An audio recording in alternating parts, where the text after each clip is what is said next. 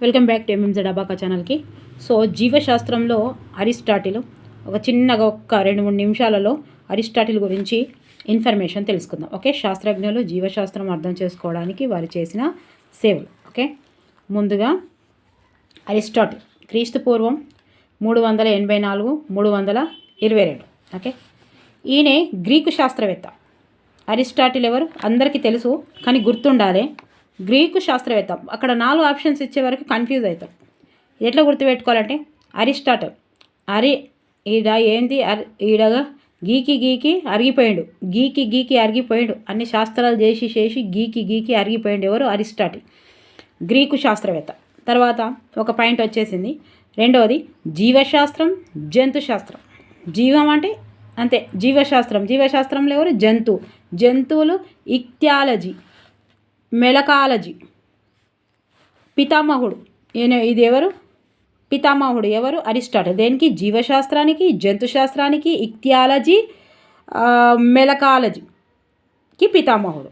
తర్వాత జీవశాస్త్ర పరిశీలనలో శాస్త్రీయ విధానం, ఒక విధానం, ఒక పద్ధతి. ఇన్ని అరిగిపోయిండు కాబట్టి ఒక శాస్త్రీయ విధానాన్ని అవలంబించిన ఎవరి మొదటి వ్యక్తి అవలంబించిన డిఎస్సి 26లో వచ్చిన క్వశ్చన్ అండి ఇది. చూసిరా, శాస్త్రీయ విధానాన్ని ఇన్ని చేసినాక శాస్త్రీయ విధానం ఒక మెథడ్లో తీసుకుపోవడానికి అరిస్టాటిల్ మొదటి వ్యక్తి, ఫస్ట్. ఓకే, తర్వాత జీవులను వర్గీకరించే పద్ధతిని కూడా ప్రవేశపెట్టాడు. ఈడ శాస్త్రీయ విధానం ఒక పద్ధతిని పెట్టాడు, శాస్త్రీయ విధానంలో పద్ధతిని అవలంబించిండు. తర్వాత వర్గీకరించిండు. తర్వాత కోళ్ళు, ఇతర జంతువుల పిండాభివృద్ధి వర్ణన ద్వారా ఆధునిక ఉద్భవించిన పిండోత్పత్తి శాస్త్రం. పిండం అంటే అరిస్టాటిల్. ఎట్లా గుర్తుపెట్టుకుంటారు? నాకు నాంది పలికిన తొలి వ్యక్తి పిండోత్పత్తి. ఈ అరిస్టాటిల్ అంటే అరిష్టం అని కొడుతుంది. పిండోత్పత్తి, పిండం పెట్టేటప్పుడు పోయేటప్పుడు అరిష్టం అనుకుంటారు కదా.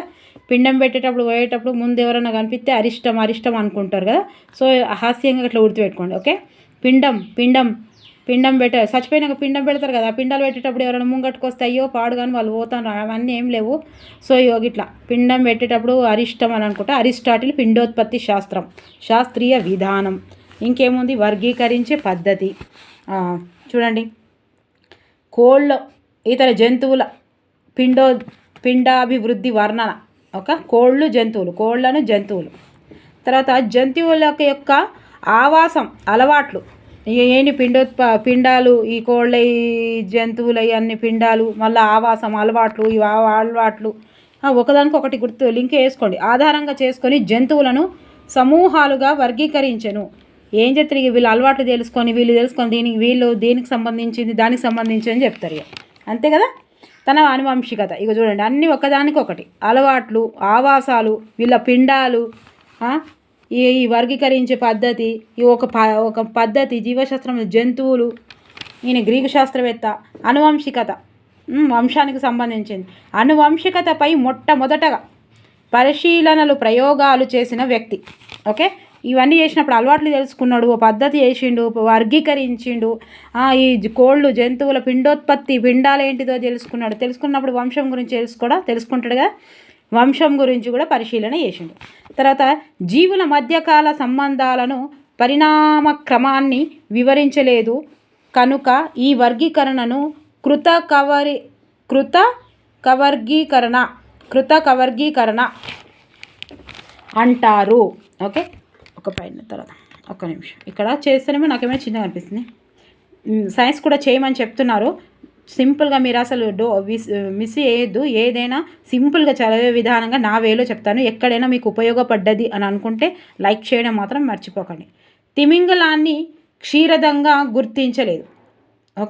గుర్తించలేదు. అరిస్టాటిల్ చేసిన మొట్టమొదటి వర్గీకరణకు గల పేరు ప్రకృతి ఒక కొలమానం. ఏమన్నాడు అరిస్టాటిల్? ప్రకృతి ఒక కొలమానం అన్నాడు. తప్పకుండా గుర్తుంటే మీకు, మనం చదివేదానికంటే కూడా విన్నది ఇంకా చాలా గుర్తుంటుంది. అంటే చూస్తుంటాం, వింటుంటాం కాబట్టి. యాదృచ్ఛిక లేదా నిర్జీవ దృష్టివాదంను ప్రతిపాదించడం. యాదృచ్ఛికంగా లేదా నిర్జీవ దృష్టివాదం.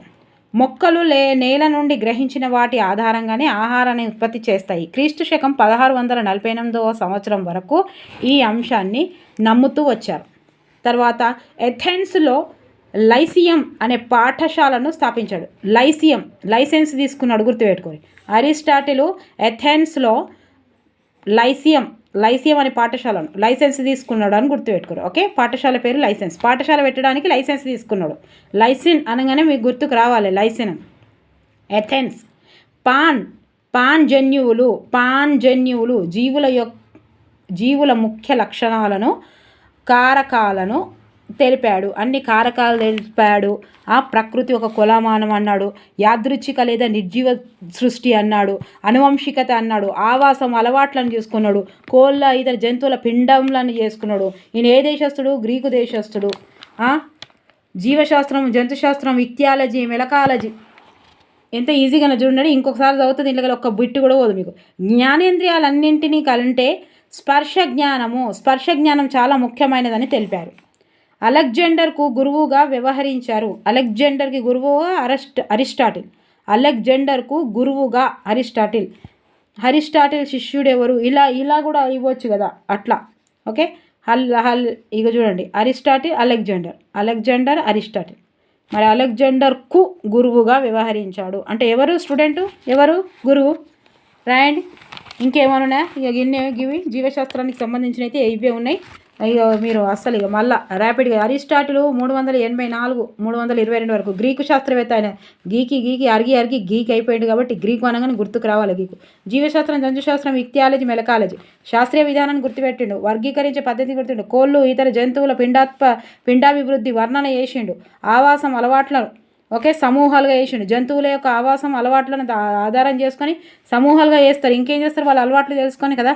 ఆ తర్వాత అనువంశికత, ఇవి ఇతర పరిశీలన ప్రయోగాలు చేసిండు. తర్వాత కృతిక వర్గీకరణ అంటారు, సంబంధాలు వివరించలేదు కాబట్టి. తిమింగలాన్ని క్షీరదంగా గుర్తించలేదు. ఈ నెగిటివ్ కూడా ఇచ్చే అవకాశం ఉంది. అరిస్టాటిల్ చేసిన మొట్టమొదటి వర్గీకరణకు గల పేరు ప్రకృతే కదా. మనకు ఫస్ట్ మనం మనుషులు లేనప్పుడు ఏమున్నది? ప్రకృతి ఉన్నది కాబట్టి మొట్టమొదటి వర్గీకరణకు గల పేరు, ఈయన వర్గీకరణకు ప్రకృతి అని ఒక కొలామానం అని చెప్పిండు. ఓకే, యాదృచ్ఛికంగా అంటే యాక్సిడెంటల్గా అంటే లేదా నిర్జీవ సృష్టివాదంను ప్రతిపాదించాడు. ఓకే, ఇంకేమన్నా ఎథెన్స్లో లైసియం అనే పాఠశాలను చేసిండు. ఏ పాఠశాల? పాఠశాలకు లైసెన్స్ తీసుకున్నాడు. ఎవరు? అరిస్టాటిల్. ఏ దేశస్థుడు? గ్రీకు దేశస్థుడు. ఏ పిండాల మీద చేసిండు? జంతువుల, కోళ్ళ పిండాల మీద. ఓకే, ఇవన్నీ గుర్తుపెట్టుకోవాలి. ఓకే, జ్ఞానేంద్ర అరిస్టాటిల్ పిండం అరిష్టం అని పెట్టుకోరు. జ్ఞానేంద్రియాలన్నింటికంటే స్పర్శ జ్ఞానం అని చెప్పిండు. అలెగ్జాండర్కు గురువు. ఓకే, నెక్స్ట్ ఇక మళ్ళీ ఇంకో వీడియో చేసుకుందాం. ఇదే 5-6 నిమిషాలు ఉన్నది అంతే. దయచేసి ఇక్కడ నచ్చిందంటే మీరు కామెంట్స్ రాయండి. నచ్చితే రోజు ఫుల్ ఉన్నారు, రోజు 1-2 చేస్తాను ఖచ్చితంగా, 1-2 నిమిషాలు. ఓకే, ఇదే అలవాటుగా మంచిగా గుర్తుంటుంది. మీరు ఫోకస్ చేయండి, కంటెంట్ మీద ఫోకస్ చేయండి. దయచేసి ఏ వీడియోలు ఉన్నా, మీరు ఏ వీడియో చూసినా, ఎవరి వీడియోలు చూసినా కంటెంట్ మీద ఫోకస్ మీరు వస్తుందా రాదా అని డౌట్ వద్దు. వస్తుంది, ఏదో ఒకటి వస్తుంది, మన కంటెంట్కి సంబంధించింది వస్తుంది. తప్పకుండా ఒకదానికి ప్రిపేర్ అవ్వండి, అన్ని ఎగ్జామ్స్ రాయండి. ఓకే, నచ్చితే మాత్రం లైక్ చేయండి, సబ్స్క్రైబ్ చేయండి, షేర్ చేయండి. Thank you for watching. Comments అయితే రాయండి, మీకు ఇలా నచ్చిందా, రోజు చేయాలా, రోజు ఒకటి. అరిస్టాటిల్, రేపు ఎవరున్నారు? థియోఫ్రాస్టస్. ఓకే, మీకు ఇలా రోజు ఒకరు చెప్పమంటే చెప్పేస్తా.